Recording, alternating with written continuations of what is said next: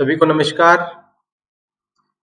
आज हम लोग पिछले साल का जो पेपर था उसका डिसेक्शन करने वाले। डिस्कशन करने की जरूरत नहीं है, डिस्कशन तो पहले ही तुम लोग देख चुके होगे। बहुत सारे वीडियोस बने हुए हैं जिसके अंदर प्रीवियस ईयर पेपर को समझाया गया है। तो प्रीवियस ईयर पेपर को समझाने का तो कोई सेंस नहीं बनता, क्योंकि उसमें से वापस क्वेश्चन नहीं आएंगे। मेन चीज है कि उसमें से क्या सार हम लोग निकाल सकते हैं और इस बार के पेपर के लिए क्या इंपॉर्टेंट पॉइंट्स हैं उनको हम लोग नोट डाउन कर सकते हैं कि ये चीज हमको याद रखनी कि इनको तो पढ़ना ही है, कुछ भी हो जाओ।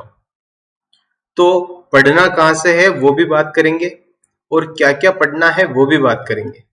और हम लोग बात करेंगे कि अभी इस बार जो हम लोग हमारी क्या स्ट्रेटेजी रहेगी, हम लोग किस तरह से अपनी नेगेटिव मार्किंग को बचा सकते हैं, किस तरह से उसकी प्रैक्टिस कर सकते हैं, हमारी क्या भागीदारी है उसके अंदर, उन सब की बात हम लोग करेंगे। मेरा इस वीडियो को बनाने के पीछे केवल और केवल ये उद्देश्य है कि मैं हर एक सेलेक्टेड बंदे के साथ में उसके जीवन का एक पार्ट बनना चाहता हूं, ताकि मैं ये चाहूं कि भाई जो भी बच्चा यहाँ से सेलेक्ट हो वो मेरे से छू करके जाए, मैं उसकी सफलता का एक हिस्सा बनना चाहता हूं। मेरा ये उद्देश्य है, इसीलिए मैं दिन रात मेहनत कर रहा हूं। केवल और केवल देखो, ड्यूटी जाने के बाद में बिल्कुल भी टाइम नहीं मिलता है। ये मैं अभी भी देख लो, रात की मैं 11:15 बज रही है, उस टाइम पे मैं वीडियो बना रहा हूँ। ये केवल और केवल इसीलिए क्योंकि मेरा ये एम है कि मैं आप लोगों को सिलेक्शन दिला करके आप लोगों के जीवन में कुछ एक नई रोशनी का प्रवेश कर सकूं, बस ये मेरा उद्देश्य है। यहाँ पे देखो, प्रीवियस ईयर पेपर डिसेक्शन की सॉरी, बार मैं भूल जाता हूँ। डिस्कशन तो हम लोग कर ही नहीं रहे, डिसेक्शन कर रहे हैं। तो जब हम लोग डिसेक्शन करेंगे तो उसके लिए हमको पूरे के पूरे सिलेबस को एक बार हम लोग डिवाइड कर लेंगे, और हम देखेंगे कि प्रीवियस ईयर पेपर के अंदर कौन से क्वेश्चंस कौन से टॉपिक से आए हुए हैं और कितने क्वेश्चंस आए हुए हैं। वहां हम लोग बात करेंगे कि मेजरली कौन से क्वेश्चंस आए थे और माइनरली कौन से क्वेश्चन आए थे और कौन से टॉपिक से क्वेश्चन ही नहीं आए थे। तो जहां से क्वेश्चन ही नहीं आए, क्या वहां से फिर से इस बार क्वेश्चन बनने की संभावना है या नहीं, वहां की हम लोग बात करेंगे। तो एक बार जो हमारी माइनर टेस्ट सीरीज चलती है, हम लोग एक बार उसको उसी के सिलेबस को ले लेते हैं, ताकि हमारा इसके अंदर पूरा डिवाइड किया हुआ ही है। ये हमारे जो 27 टेस्ट की टेस्ट सीरीज चलती है उसके सारे टॉपिक्स को इस तरह से डिवाइड कर रखा है, तो इसी के अंदर बेटर है हम लोग यहीं से पढ़ लेंगे। तो सबसे पहले नेशनल और international events related to environment, इसके कितने क्वेश्चन आए हैं उसकी हम लोग बात करते हैं। तो अगर आप लोग देखें तो इसमें से, इस टॉपिक में से 7 क्वेश्चन हमको देखने को मिले थे। इसमें से 7 क्वेश्चन देखने को मिले थे। उसके बाद एनवायरमेंट प्रोसेसेस के कितने क्वेश्चन हमको देखने को मिले थे। तो ये वाला जो टॉपिक है उसके अंदर से 14 क्वेश्चन एनवायरमेंट जीके से रिलेटेड, 14 क्वेश्चन एनवायरमेंट प्रोसेसेस से रिलेटेड क्वेश्चन हमको देखने को मिले। उसके बाद आ जाता है एनजीटी से कितने क्वेश्चन। अच्छा, ये जो क्वेश्चंस हैं ये आउट ऑफ 150 बता रहा हूँ, 150 में से ये क्वेश्चन इनमें आए हैं, ठीक है, पिछली बार में से। इस बार ओवरऑल 75 है, आधा है। तो आप चाहें तो इनको जस्ट हाफ कर सकते हैं, मतलब 3.5 को आप लगभग 4 मान सकते हैं, 14 को लगभग आप लोग 7 मान सकते हैं। इस तरह से इसको आप डिवाइड कर लेना, आपके हिसाब से कर लेना ये चीज। अब हम लोग बात करते हैं एनजीटी की। तो अगर हम लोग एनजीटी की बात करते हैं तो मात्र 3 क्वेश्चन जो है वो जेएसओ एग्जाम के अंदर इसके देखने को मिले थे। ये मेनली जेएसओ के पेपर को मैं डिस्कशन कर रहा हूँ, जेई का पेपर ये वाला डिस्कशन में नहीं है। तो जेएसओ का जो पेपर है उसका जिस तरह से कर रहा हूँ, आप लोग जेई को भी उसी तरह से डिवाइड कर सकते हो। पॉल्यूशन इंडाइसिस से कितने क्वेश्चन आए थे। पॉल्यूशन इंडाइसिस से मात्र 1 क्वेश्चन आपको देखने को मिला था। उसके बाद में हम लोग देखें EIA, जिसको हम लोग बहुत बड़ा चढ़ा करके सोचते हैं कि यार EIA सबसे ज्यादा इंपॉर्टेंट है, उसमें से कितने क्वेश्चन आए हैं। तो वाकई में EIA इंपॉर्टेंट है, इसमें से 8 क्वेश्चन आपको देखने को मिले थे, 8 क्वेश्चंस। तो ये इसीलिए इंपॉर्टेंट हो जाता है। तो EIA के 2 पार्ट, जो हम लोग EIA का टेस्ट 2 पार्ट्स में लेते हैं, EIA के 2 पेपर देते हैं, तो इन दोनों में से टोटल 8 आपको क्वेश्चंस देखने को आपको मिले थे। अब बात करते हैं एनवायरमेंट प्रोटेक्शन एक्ट के अमेंडमेंट रूल्स और इनमें से कितने क्वेश्चन आए थे। तो आपको जानकर के हैरानी होगी कि एक भी क्वेश्चन एनवायरमेंट प्रोटेक्शन एक्ट से नहीं आया था। वाटर प्रिवेंशन एंड कंट्रोल से भी एक भी क्वेश्चन नहीं आया था। एयर एक्ट 1981 का एक क्वेश्चन था। इसकी एक्ट की लाज ही एयर एक्ट ने रखी है, इसलिए इसमें से था। Physical, chemical, biological characteristics of water, waste water और सीवेज, इसमें से क्वेश्चन आए थे। इसमें से सबसे ज्यादा आप यकीन मानो कितने क्वेश्चन होंगे इसमें से? टोटल 22 क्वेश्चन आउट ऑफ 150 केवल इस एक मात्र टॉपिक में से थे। तो अगर आप इस एग्जाम की तैयारी कर रहे हो तो सर्वाधिक इंपॉर्टेंट ये वाला जो टॉपिक है वो आपके लिए रहने वाला है। और इस टॉपिक की तैयारी आपको सबसे ज्यादा करनी है, सबसे ज्यादा इस टॉपिक की तैयारी करनी है। इस टॉपिक की तैयारी के लिए आपको जो मैंने इन तीनों टॉपिक का एक वीडियो बना रखा है, 3 टॉपिक का वीडियो है, 3-4 वीडियोस शायद छोटे छोटे करके डाल रखे होंगे। तो उन वीडियोस को अगर आप देखोगे ना तो आपको बहुत फायदा मिलेगा, क्योंकि वहां जो मैंने टॉपिक पढ़ाए हैं, आप अगर पेपर को देखोगे तो पिछली बार के वीडियोस हैं वो इस बार मैंने बनाया नहीं है इसके ऊपर वीडियो। और अगर आप लोग अगर बोलोगे तो मैं इसका एक बार और वीडियो बना सकता हूँ, पर इस वाले टॉपिक का जो वीडियो है वो आप लोग ये मान करके चलना कि सबसे ज्यादा इंपॉर्टेंट, और उसमें से डायरेक्ट क्वेश्चन थे, डायरेक्ट क्वेश्चन, तो इसीलिए ये इंपॉर्टेंट हो जाता है ये वाला टॉपिक। और अगर इसके नोट्स किसी के पास नहीं है तो ये वाले भी मतलब आप नोट्स बना सकते हो, आप डायरेक्ट वीडियो को देख करके भी नोट्स बना सकते हो, है ना। मैं तो क्योंकि मैंने हाथ से लिखे थे तो मैं हैंड रिटन नोट्स प्रोवाइड कर सकता हूँ इस चीज के, इस टॉपिक के, पर बाकी आपको ये नोट्स आपको खुद को बनाने चाहिए। आपको हाथ से जितने बनाओगे ना उतने ज्यादा याद होगा आपको। Performance evaluation of waste water treatment cycle इसी का पार्ट हो जाएगा।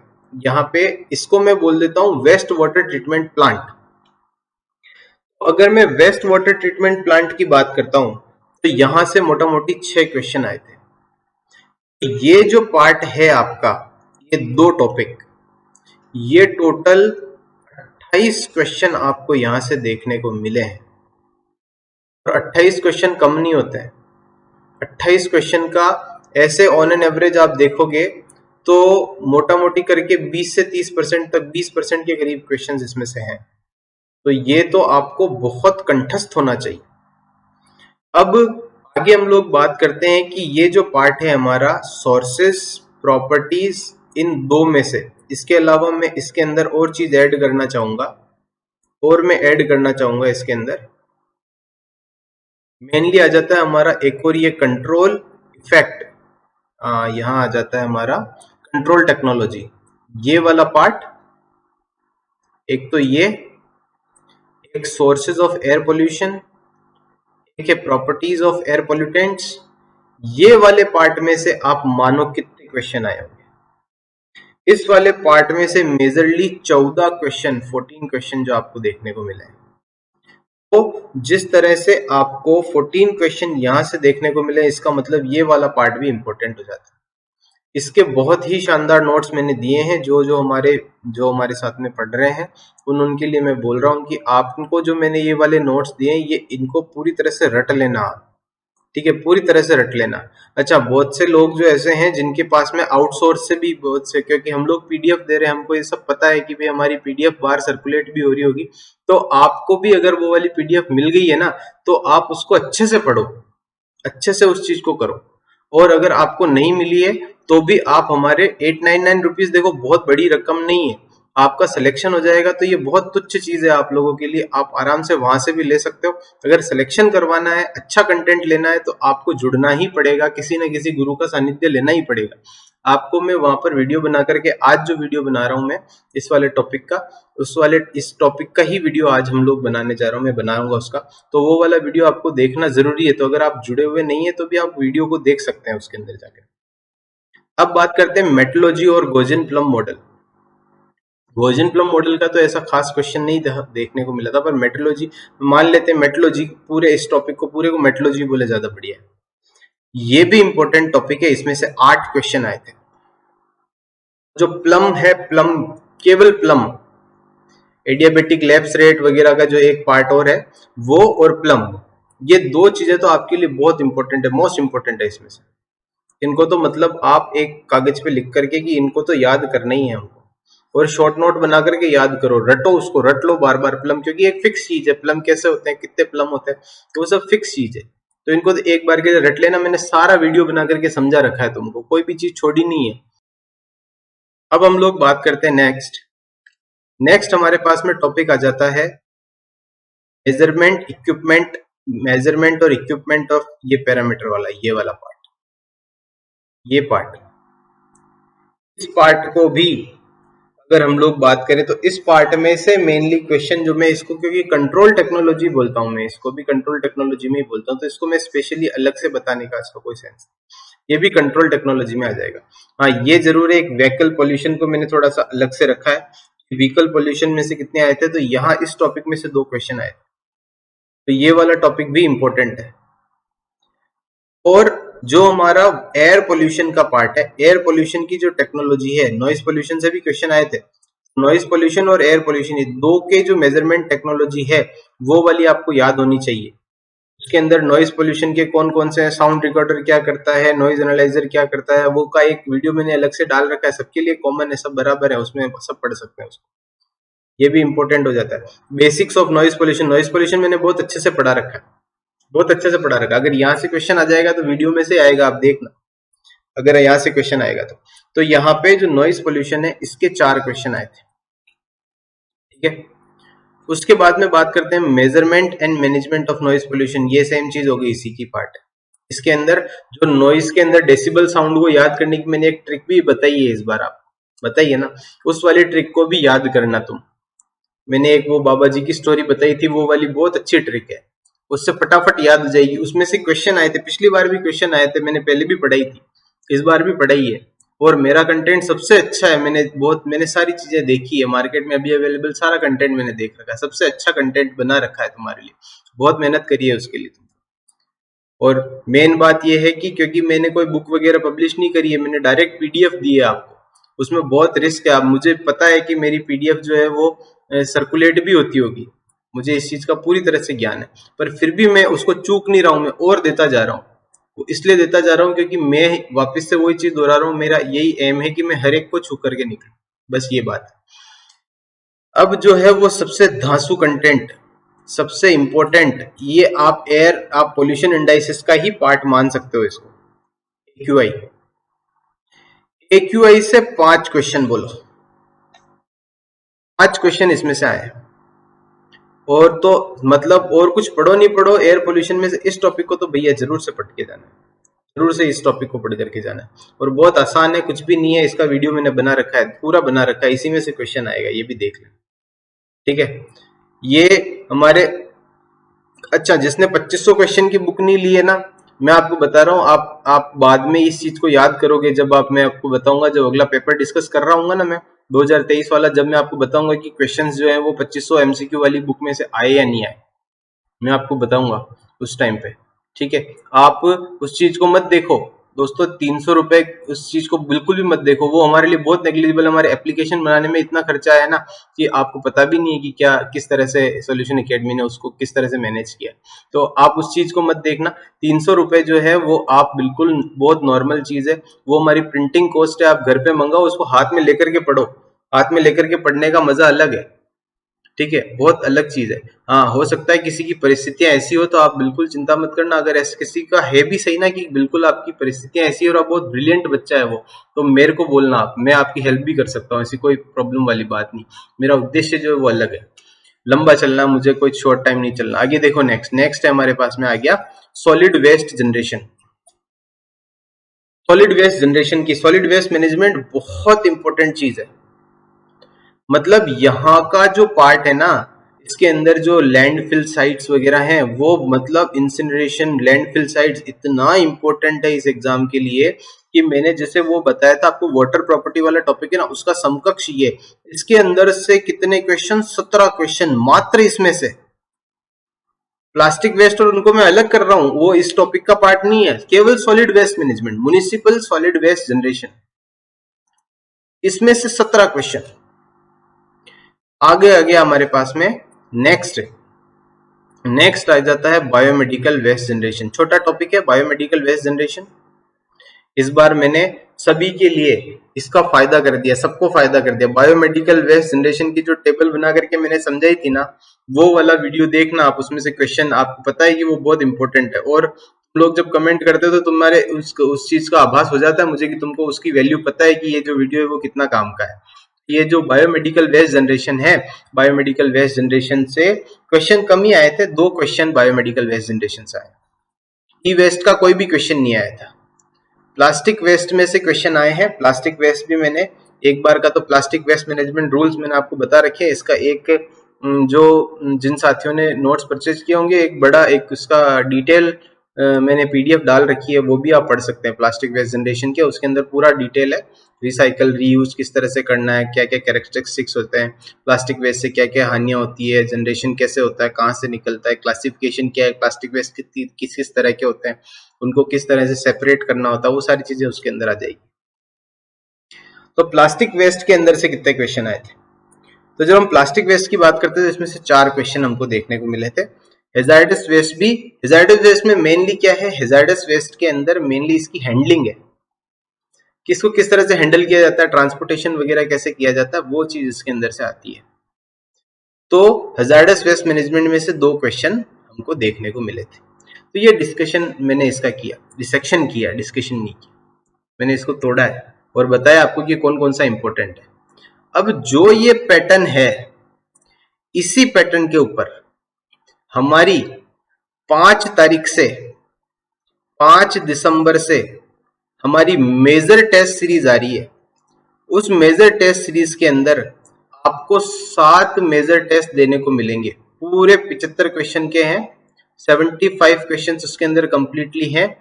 उसके आपको 75 क्वेश्चंस को आपको पूरी तरह से रटने के लिए ऐसे, मतलब मैंने खुद ने उसको तैयार किया, आप बुक में भी वो क्वेश्चन नहीं मिलेंगे और आप देखना है कि उसमें से भी क्वेश्चन आपको देखने को मिलेंगे एग्जाम के। और वहां मैं आपको नेगेटिव मार्किंग से बचना सिखाऊंगा, किस तरह से नेगेटिव मार्किंग करने से बचना है, हम लोग उसको भी डिस्कशन करेंगे। उन 7 मेजर क्वेश्चंस जो है उनकी भी बात करेंगे। अगर उसके अंदर से भी कुछ किसी को कुछ कमी लग रही है, मुझे पता पड़ जाएगा कि कौन कितने गहरे पानी में है, उस टाइम पता पड़ जाएगा कि किसका मेरिट में नाम आने वाला है, किसका उस लिस्ट के अंदर नाम आने वाला है। तो ये टेस्ट, मेजर टेस्ट आप लोग देना ना भूलें। इसमें ओवरऑल हर एक टेस्ट की जो प्राइस है वो 100 रुपीज रहेगी। आप लोग उसमें से जो जितने टेस्ट चाहो उतना दे सकते हो। मैं तो आपको बोलूंगा 7 टेस्ट देना। एक बार के लिए आप ये चीज भूल जाओ कि भाई 700 रुपए है, 200 रुपए है, 300 रुपए है, कोई कुछ नहीं है हमारे लिए। हमारे सारा नील बट्टा सन्नाटा है, कुछ भी नहीं बच रहा हमारे पास। आप केवल इस टेस्ट को ज्वाइन करना, आप लोगों के लिए बहुत बेनिफिशियल रहेगा इसका। अब एक और बात, जो इसके अलावा जो नीचे वाला पार्ट है उसके अंदर आपको पता है मेनली क्या क्या चीजें हैं। उसके अंदर एक तो है करंट अफेयर्स, करंट अफेयर्स पहली चीज। दूसरी चीज है करंट अफेयर्स के साथ में है उसमें राजस्थान जीके। तीसरा उसके अंदर जनरल मैथ्स। चौथा है उसके अंदर रीजनिंग। पिछली बार के एग्जाम के अंदर रीजनिंग के क्वेश्चन सबसे ज्यादा थे, लगभग रीजनिंग के क्वेश्चन थे ऑलमोस्ट 5 क्वेश्चंस। मैथ्स का ओनली 1 क्वेश्चन था। राजस्थान जीके के क्वेश्चंस थे उसके अंदर 12 राजस्थान जीके के क्वेश्चंस थे। और जो करंट था ना, वो करंट हमारे इस सिलेबस के अंदर से ही निकला हुआ है। अलग से करंट बहुत कम दिया है उन्होंने, सिलेबस के अंदर से ही करंट उन्होंने बहुत ज्यादा दिया। तो अलग से करंट जो है उसके लिए आपको इतनी मेहनत करने की जरूरत नहीं है। 1000 एमसीक्यू की एक पीडीएफ बना रखी है, अगर आप उनको भी पढ़ लोगे ना वो भी शायद इनफ होगी, उसमें से भी क्वेश्चन आएगा। उसके अंदर भी एनवायरमेंट के खूब सारे क्वेश्चंस दे रखे। तो ये हमारा जो हमारा ये पैटर्न है, इसी पैटर्न के ऊपर जो टेस्ट सीरीज आ रही है आप उसको भी ज्वाइन कर सकते हो। एप्लीकेशन के ऊपर आपको जो जो भी चीजें हैं वो सारी प्रोवाइड करी गई है। सारा कंटेंट जो है वो इनफ है आपके एग्जाम के लिए, आप उनको पढ़ करके भी सक्सेस प्राप्त कर सकते हो। ये पूरी तरह से निश्चित करती है सॉल्यूशन के। तो दोस्तों मेरी तरफ से ये प्रयास था आप लोगों के लिए कि किस तरह से आपको आपकी तैयारी करनी है, कौन कौन से टॉपिक पढ़ने। हाँ, एक चीज और है, जो हमारा नेशनल इंटरनेशनल इवेंट्स है उसमें बच्चे बहुत ज्यादा घुस जा रहे हैं, पर मैंने देखा, अभी मैंने आपको बताया था कि उस वाले टॉपिक में से मात्र 7 क्वेश्चन आए थे इस बार भी 3 से 4 क्वेश्चन आने की संभावना है। इस चीज को बिल्कुल आप निश्चिंत रहो, इसके अंदर से 3 से 4 क्वेश्चन भी आएंगे तो वो करंट में से आएंगे। आप एक बार तो कोप पढ़ लेना, एक रामसर साइट इंपॉर्टेंट है, वो वाली चीज इंपॉर्टेंट, वो पढ़ लेना। और क्या पढ़ना है, तो और क्या पढ़ना है इसके अंदर, तो और आप लोग एक बार की जो आप 2500 क्वेश्चन के अंदर भी आपको बहुत सारे क्वेश्चन दे रखे हैं, उसमें लगभग 200 के करीब क्वेश्चन होंगे इस वाले टॉपिक के, तो आप इसमें से भी पढ़ सकते हो। ये वाला पढ़ने के अलावा मैंने वीडियो बना रखी है, वो भी देख लो। इतना पढ़ने के बाद बहुत है, जितना डिटेल में जाओगे ना आपको याद होना बंद हो जाएगा, जितना डिटेल में जाओगे याद होना बंद हो जाएगा। इसीलिए जो पढ़ो वो अच्छे से पढ़ो। मेहनती करनी है तो सॉलिड वेस्ट मैनेजमेंट में करो, मेहनती करनी है तो फिजिकल केमिकल बायोलॉजिकल प्रॉपर्टी में करो, मेहनती करनी है तो वाटर ट्रीटमेंट प्लांट में करो, इनमें मेहनत करो। यहां से जो क्वेश्चन आएगा वो सबको नहीं आएगा, ठीक है। और इसीलिए मैं बोल रहा हूं कि इस तरह से आप तैयारी करो, ज्यादा डीप में जाने से बचो, जितना ज्यादा सतही पढ़ सको उतना सतही पढ़ो, ठीक है। बहुत बहुत धन्यवाद, आपका दिन शुभ हो।